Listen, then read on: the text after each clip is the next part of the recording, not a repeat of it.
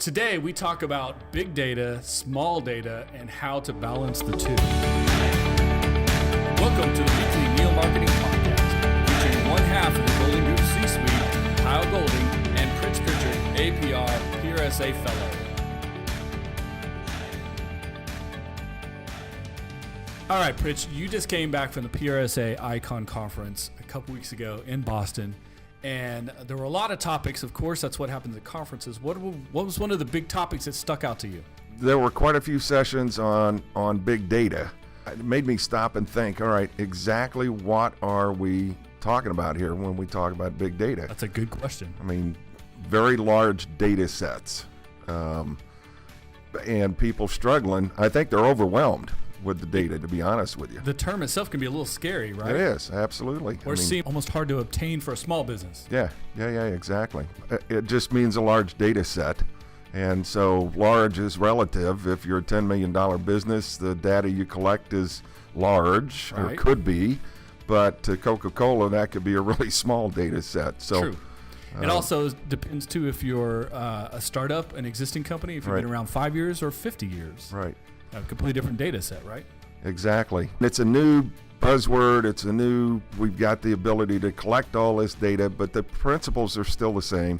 It's research. Right. It's understanding your customer, Yeah. and helping you to segment your target stakeholders. You know, one of the things I talk about a lot on this podcast and some of my public speaking is the fact that marketing and communication in general should be a two-way conversation. Absolutely.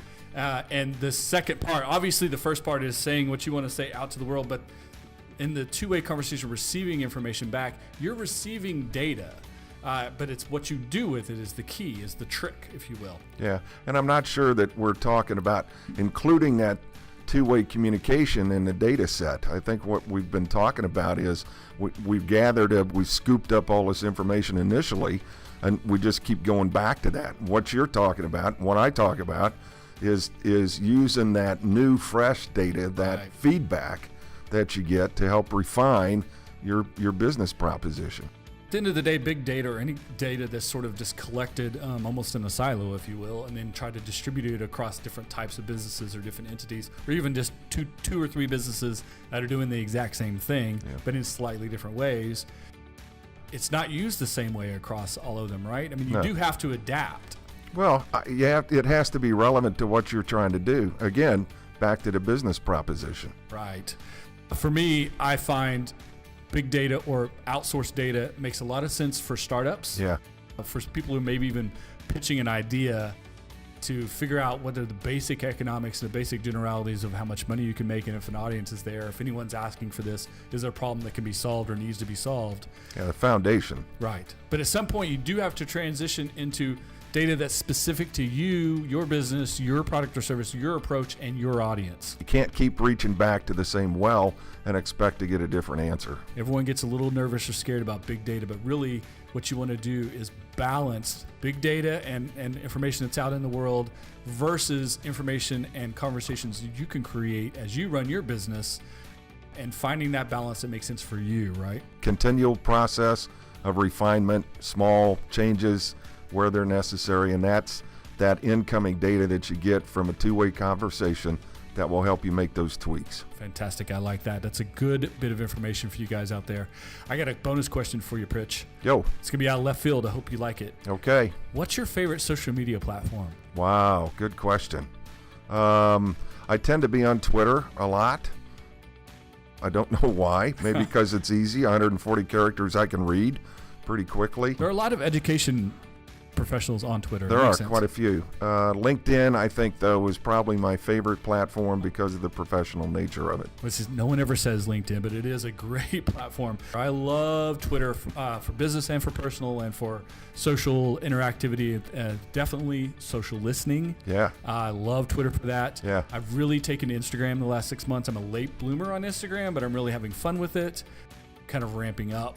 I was skeptical to begin with because they had some copyright, we own your photography kind of issues I didn't really like. But I'm coming around to it. And in general, I really dislike Facebook, but it's a useful tool that works, so you got to have it. I tend to look at Facebook more as this is helping me keep up with my sons, my family. I don't really see a business case for Facebook, honestly. A lot of folks using Instagram, still trying to figure out how they can use Snapchat. Yeah, me too. I play with Snapchat, but I don't find it serious for business personally. No, and I for don't our either. clients. I don't either.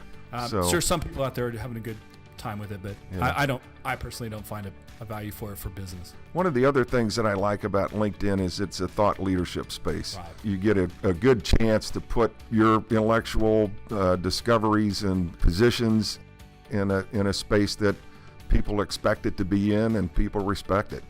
Well, the main thing about this question is there's no right or wrong answer. Absolutely. It's I love those. absolutely different and adaptable for everyone's situation. So don't ever read something that says you have to do things this way or have to not do things this way. Use what works for you. Yeah. Watch what other people are doing. Listen to what the experts say and watch what they do. That's the key. And I'm not sure you need to go chasing the latest and greatest thing until you can figure out how it can work for your situation. Don't be there just to be there, but try to Absolutely. use it thoughtfully, because at the end of the day, whatever Strategically. effort you put into it, take it away from effort you could be doing for other Absolutely. things for your business, right? Bam, there it is. There it is, folks. Until next time, we will see you again on the NeoMarketing Podcast. Good luck.